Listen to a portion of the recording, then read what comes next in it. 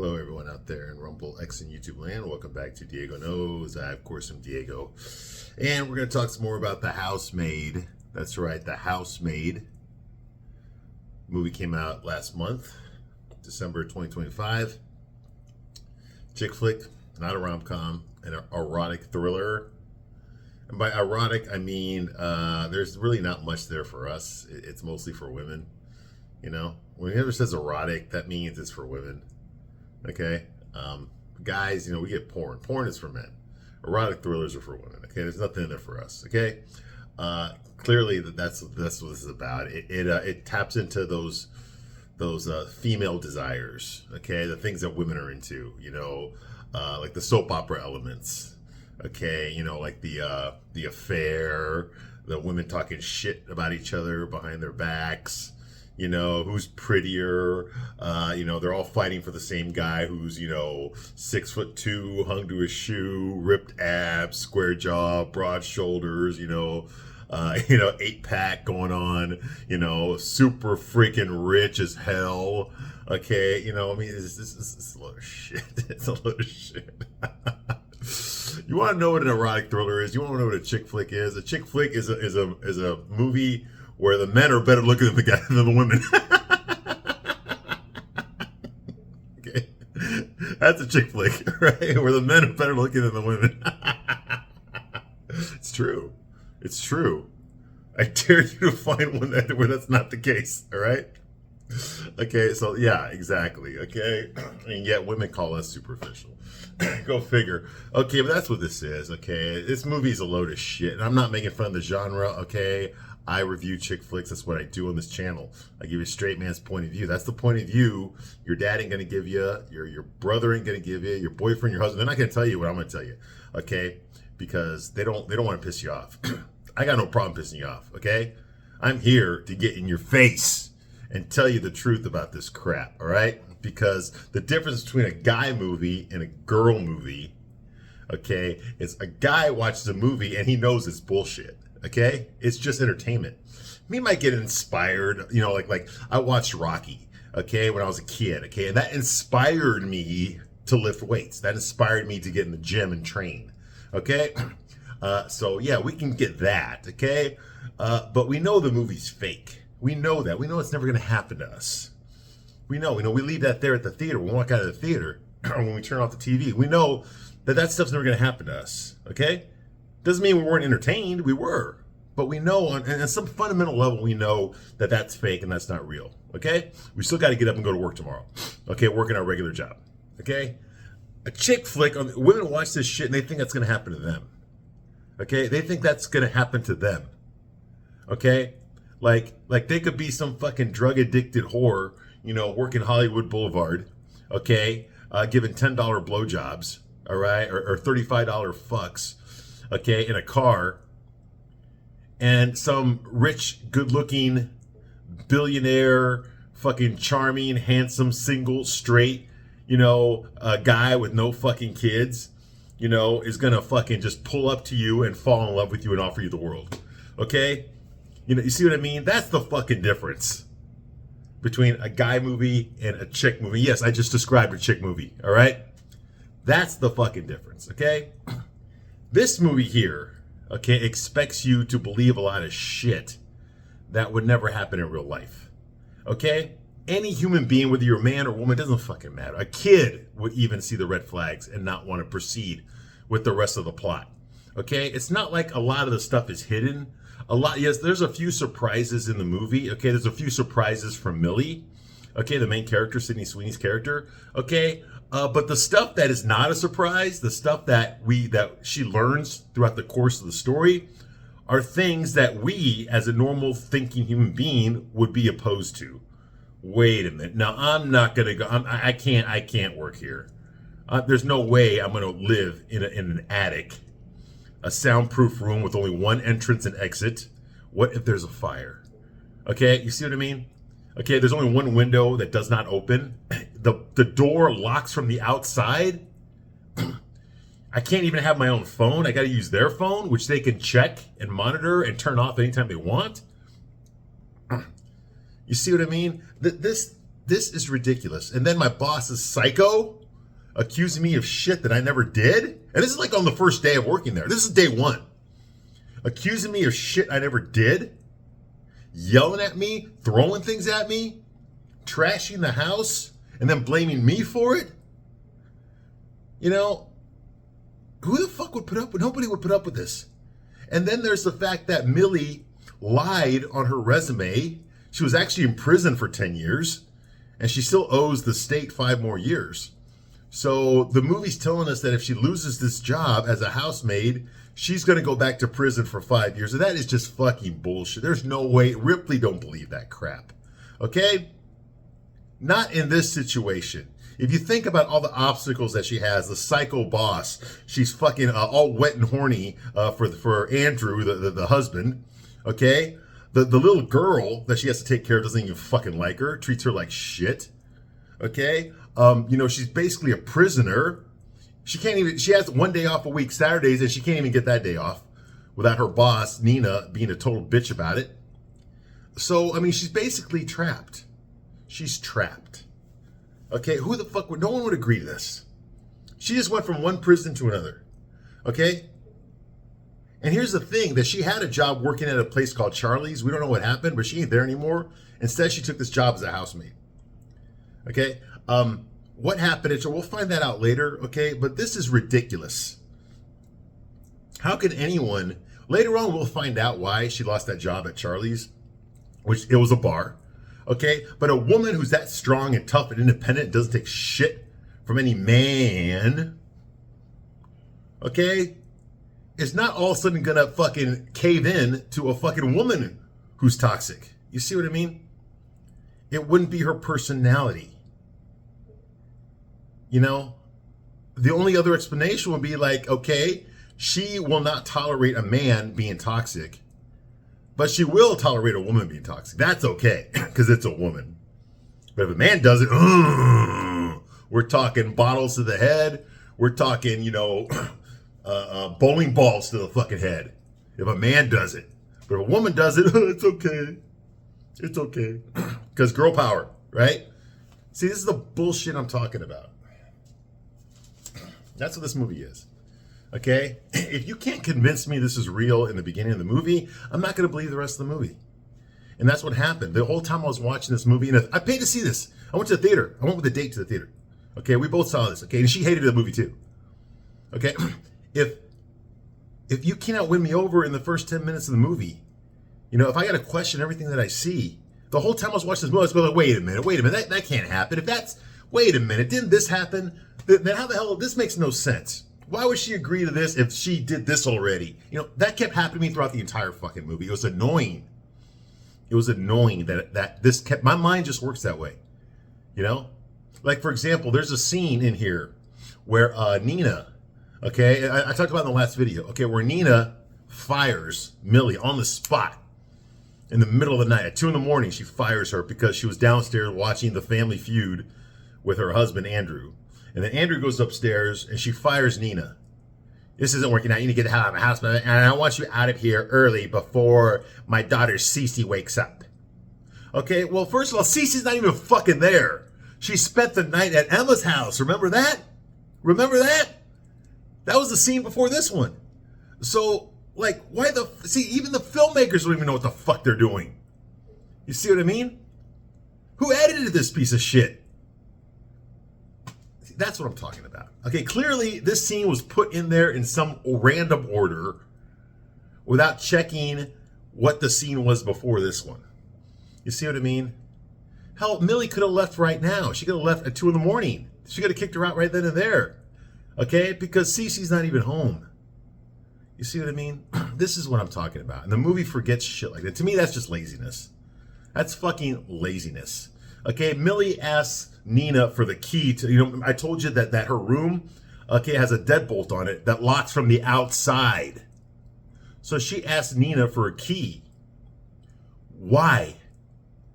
Even if you have a key, the lock is on the outside of the door. If you're inside and they lock you in, that key is not going to fucking help you. You see what I mean? But the movie just expects you to ignore that. Just ignore it. You see? Earlier in the movie, Nina gives Millie a phone, a new cell. Oh, that cell phone you had is ancient, so I got you a new one. Here, use this one instead. It's got all the credit card information on it. And Millie's like, okay, I'll do it. Well, what about the phone that you already have?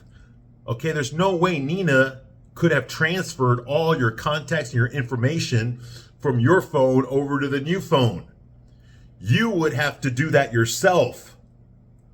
Why would you do that? The only reason you would need Nina's phone is because it has the credit card information. Okay? So you can use that phone when you're shopping for Nina and her family, and you use your phone when you're talking to your parole officer and your friends and your family.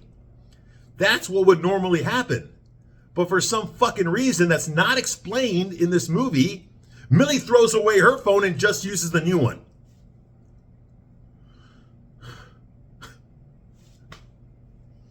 This is what I'm talking about. Bad filmmaking. Bad fucking filmmaking. All right. Just like everything else in Hollywood, this is just another version of fucking misandry. Oh, men all suck and men are all assholes. Men fucking suck. Women rule the world. Girl power. Okay, the truth is, okay, ladies, okay, I know you don't want to fucking hear this, but it's the fucking truth, okay? The truth is you can't do a goddamn thing without us. Okay? A man built that fucking computer, okay, or that fucking cell phone that you're watching this video or you're listening to this video on. A man built the car that you're fucking driving right now. Okay?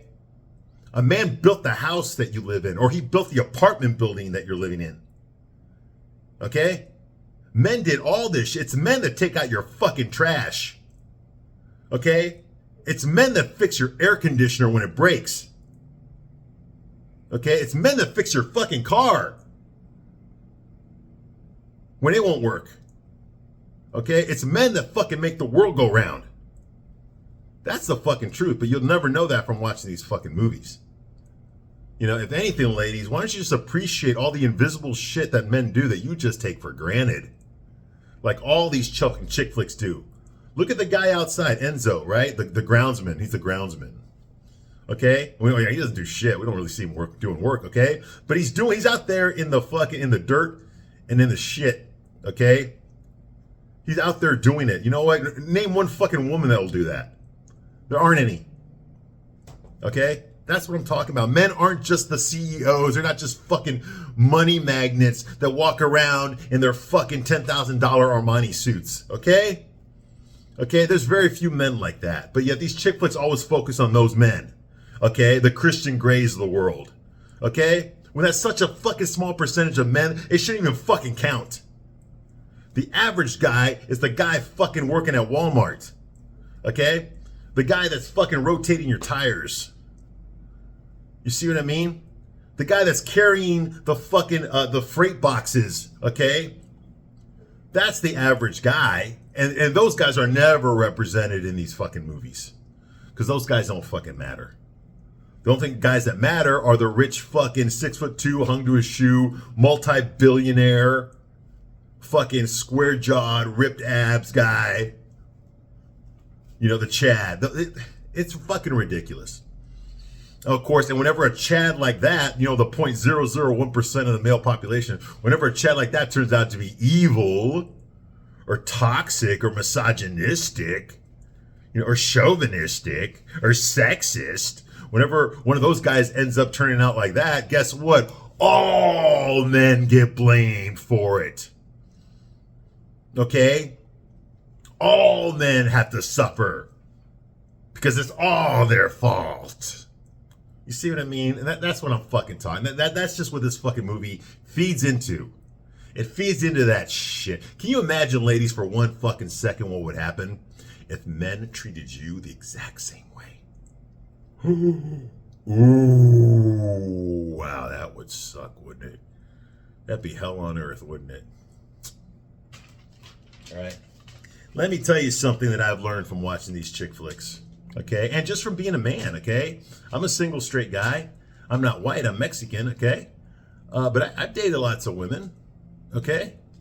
You know, and I know what works and what doesn't work from a man's point of view, okay? Because you women aren't going to tell us what works. Get the fuck, that's like a fish telling a fisherman how to catch him, okay? All right? I know what works and what doesn't work, okay? And let me tell you something, okay, about nature, okay, about men and women. And it's the truth. And no chick flick is going to tell you this, okay? The bottom line is, okay, women need men. They just don't necessarily want them. Women need men. They just don't want them.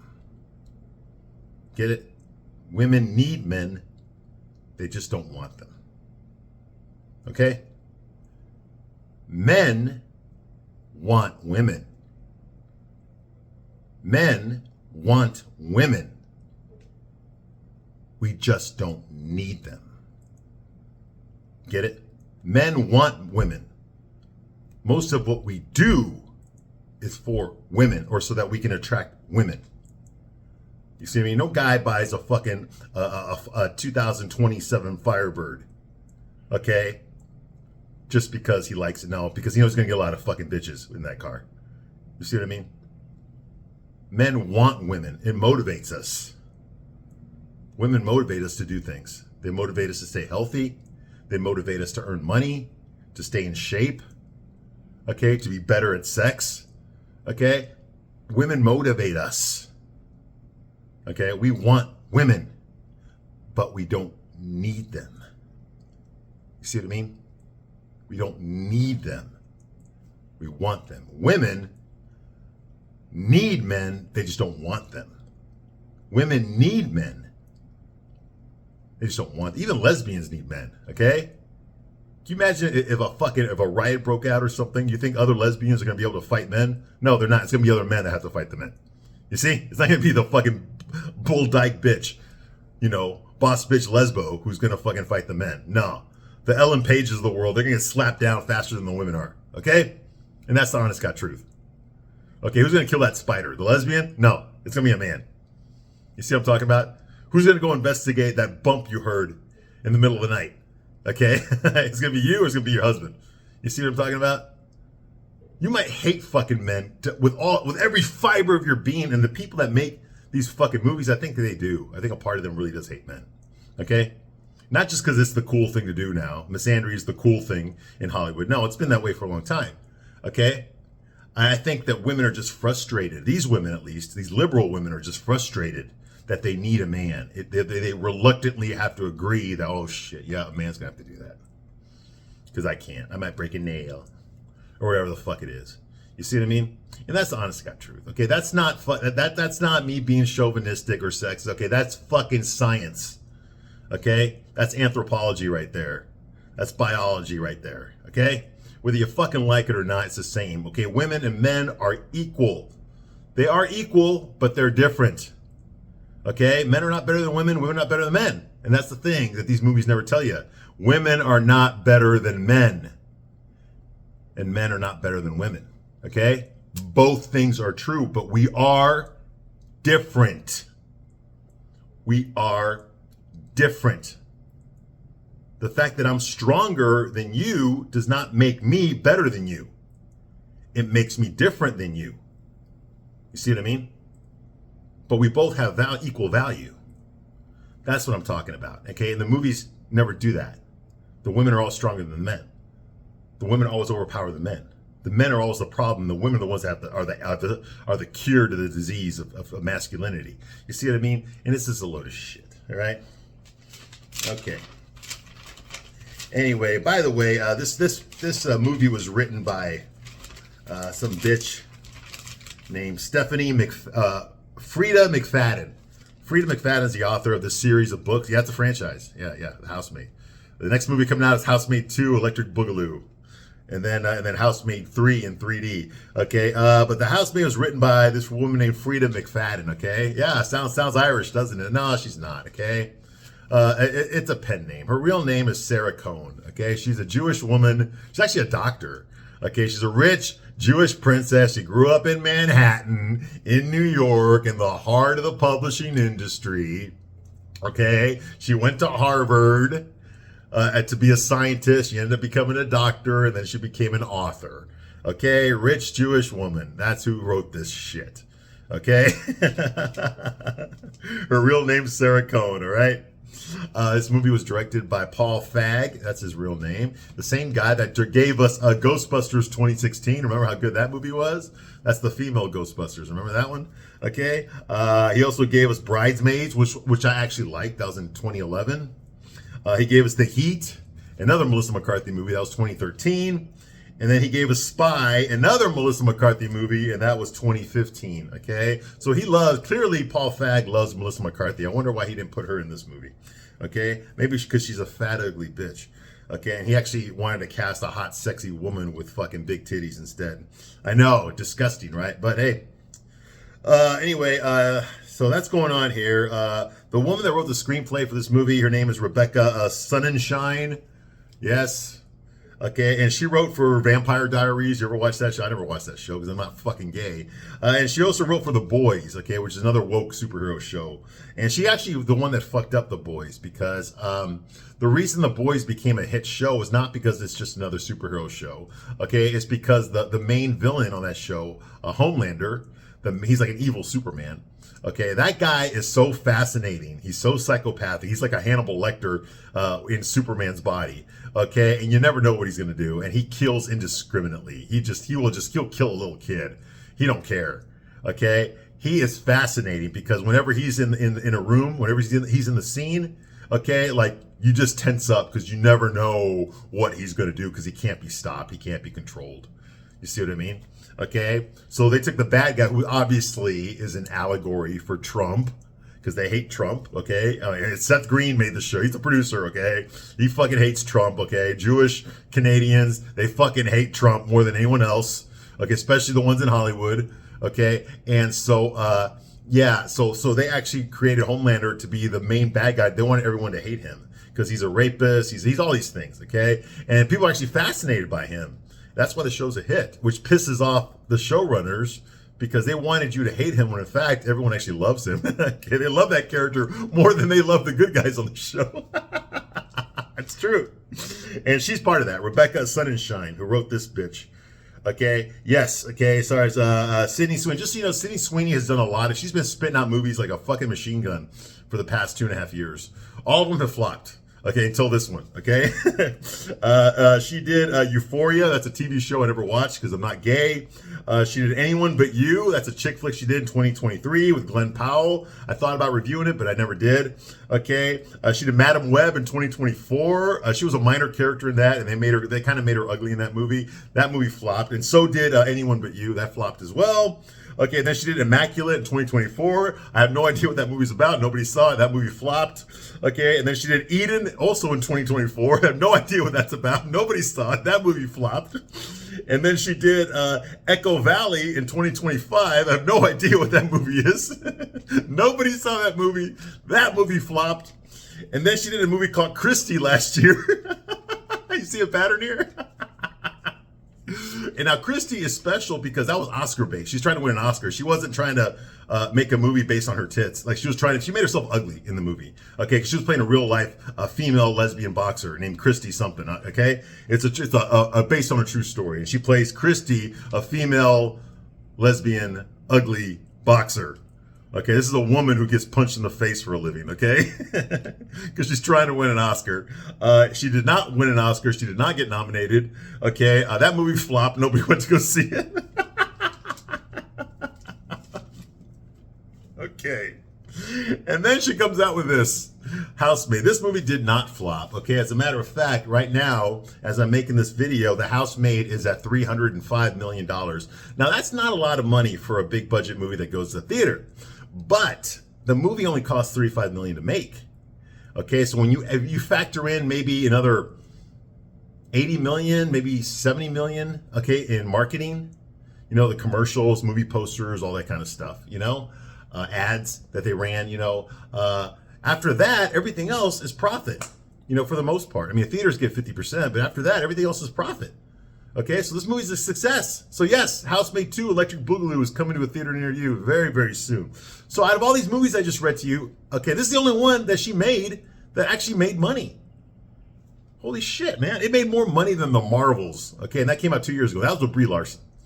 Okay, and that was in 2023. Okay, The Marvels. You remember that? Brie Larson? Okay, yeah, a Marvel movie, a Marvel superhero movie. Yeah, that only made like $202 million.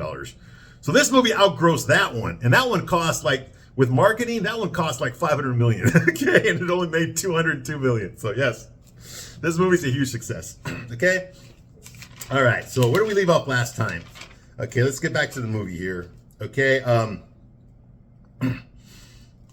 right here. Okay, so we had the whole scene here where we had the mom and all that. Blah, blah, blah. Yeah, we had the scene downstairs in the man cave. Okay, where Nina fires Millie for watching Family Feud with her husband in private downstairs at 2 a.m. And then she rehires her immediately and warns her, stay the fuck away from my husband, okay? Now, Millie, yes, her pussy is wet for Andrew. She's really hot for him, okay? She despises Nina. Nina's a two-faced psycho bitch who loses her temper, who's fucking, you know, a bipolar, whatever the fuck she is, okay? But she's fucking nasty, crazy, mood swings out the ass, yelling, threatening, all sorts of things. And then she tries to act like she's all nice and shit, you know. She barges into your room without even knocking first. That's the kind of person. She jump scares you. That's the kind of person that Nina is, all right? So Millie hates working for Nina. The little girl, their daughter, Cece, treats her like shit as well. Okay, the only one she likes in the house is Andrew because he's like the knight in shining armor, you know, with his 6'2" hung to his shoe, ripped abs, you know, masculine chest, you know. He wears a permanently surgically attached wife beater at all times so he can show off his rippling muscles, you know, when he's standing there and looking. He poses like a male model, you know, like that, you know, when he's talking to Millie, you know. So, of course, her pussy juices are just boom, straight to the floor, okay, like her water just broke. Okay, so all that's going on here, all right, and in the middle of all this fucking eroticism, wetness, okay, Millie, the next day, Millie is up there focusing on her job duty. She's cleaning, you know, she's cleaning the sink, she's cleaning the oven, she's doing all that shit, okay, with her titties flopping around, okay, while Nina has a tea party. So Nina's having a tea party with a bunch of rich, middle-aged, stuck-up white bitches that live in the neighborhood, because this is a rich neighborhood, okay, in upstate New York, okay. One of them, I recognized her, okay, her name is Patrice, okay, she was one of the moms that was at the ballet school. She's Emma's mom. Now, Emma was the little girl who Cece was spending the night with, okay, they were having a sleepover, okay, there was a whole big scene. Nina told Millie to go to Cece's ballet school and pick her up and do not be late, but she never told Millie where the school, what the address of the school was. So Millie had to Google everything, and she figured it out. She got to the school on time, only to find out that Cece is going to spend the night at Emma's house. Okay, and Patrice is the mom. She's there, and so she calls Nina, and then she like, oh, it's all right, Nina. I understand. Good help is so hard to find. You know, and then she's like, well, do you want to talk to Nina? And Millie's like, no, it's okay. All right, so clearly, okay, she got punked by Nina, okay, and Millie's pissed off about that, all right? But that's one of the women that's sitting there having tea is Patrice, the mom, Emma's mom, okay? These are all rich, stuck-up fucking bitches that don't fucking work. They spend all their money, all their husband's money on their own fucking bullshit while complaining about how terrible men are, while they don't fucking work and their men provide them with everything. Typical, right? Okay, oh, they also talk about how hot Andrew is, okay? Yeah. Anyway, so they're all there, okay? And of course, Millie is listening to all this while she's cleaning the house. Okay, Millie can hear them talking shit. They're all gossiping about this and that. Nina announces that she will be looking for a nanny soon.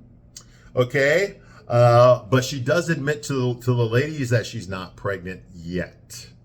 So now we find out that Nina lied to Millie about being pregnant.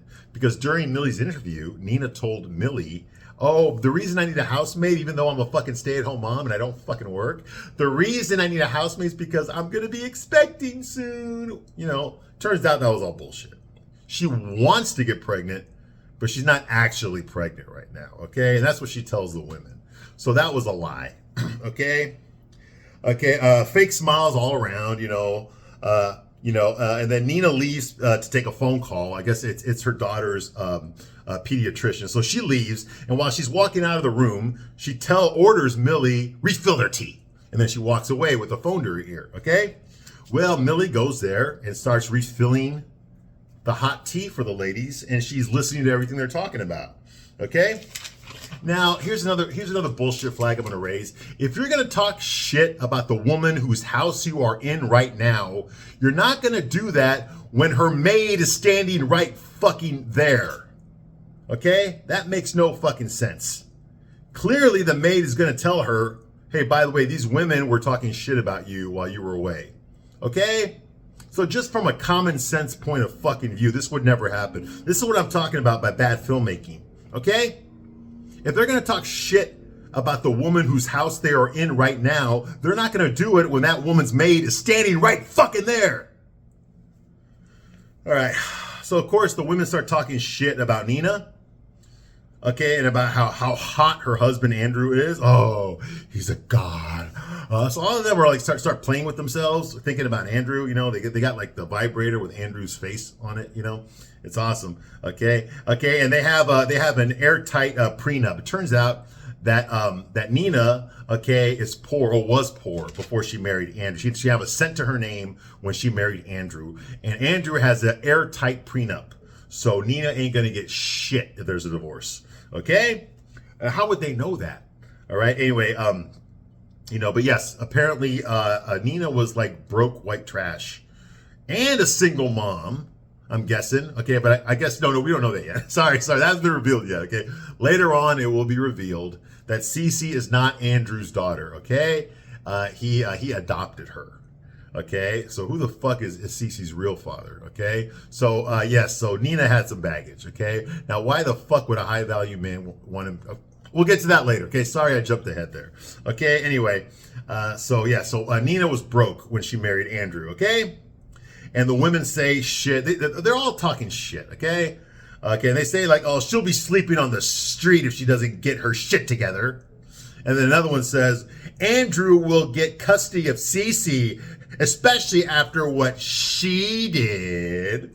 Ooh, what did she do? Now we know because Andrew told Millie. Now why the fuck would a guy who loves his wife tell the maid this? But last night he told Millie that when Nina was a little girl, there was a fire and everybody in the house died except for Nina. And yet Nina's parents died in that fire. And then Andrew tells Millie, and to this day, we still don't know who started the fire. Because Nina was the only survivor. Just like that, okay? Well, guess what? That's what these women are doing now. Okay, the exact same thing, okay? If there is a divorce, then Andrew will get custody of Cece, especially after what she did. Just like that. Like, what the fuck, man? You know? Anyway, another one says, like, she spent 9 months in the psych ward. Now, the entire time these bitches are saying this stuff, Millie is standing right there, listening to all of it. Okay? Like, what the fuck? You know, I saw a movie last week. I went to the theater to go see 9 to 5. Remember that old movie? I think it's from 1980 with Dolly Parton and Lily Tomlin and Jane Fonda and Dabney Coleman. Okay, and there's a scene in that movie where, you know, the women there, they're all secretaries and they like to gossip, but they gossip in the bathroom in case someone overhears. And there's a scene where Lily Tomlin tells the other women, hey, listen, if you're gossiping in the bathroom, make sure you check under all the toilet stalls. Okay? Because there's a snitch that works here, and if she overhears us talking anything bad, she's going to tell the boss. Okay? And that's just normal. That's what people do. Okay? Before you start talking shit about people, you look to see who's around first. Okay? You don't just fucking talk shit. Okay? Well, apparently, these women don't do that, yet they're these rich fucking stuck-up, you know, bitches. And they don't even do that. They openly say hurtful, disgusting, slanderous things about the woman whose house they are the guest of in front of that woman's maid. Okay? Yeah, so Nina apparently spent 9 months in a psych ward, so she's been in the nut house. Okay, and then another one said, how does Andrew put up with her? You know? And then another one says, like, because he's a hot saint. yeah. They're all doing that. They're all like fingering themselves while they're doing this. Anyway, Nina comes back. She comes back from her phone call, okay, and all of a sudden the women immediately start smiling again. They're nice to Nina now and shit. So obviously they're all a bunch of two-faced bitches, just like Nina is, okay? So like everyone should be fitting in, okay? And then when Nina sits down with them, they all start being pleasant to Nina again. They start acting like they weren't just talking shit about her 2 seconds ago. And then while Nina's sipping her tea, she looks at Millie and tells her, will you stop lurking? Like that. So Millie takes the hint and walks away after she just heard everything that these bitches said about Nina. Okay? All right, that's some good stuff here. Okay, I'm going to stop my review right here, but I'll be back to continue my review of this piece of crap movie. I thank you very much for listening this long, and I will see you soon on the next one. Bye.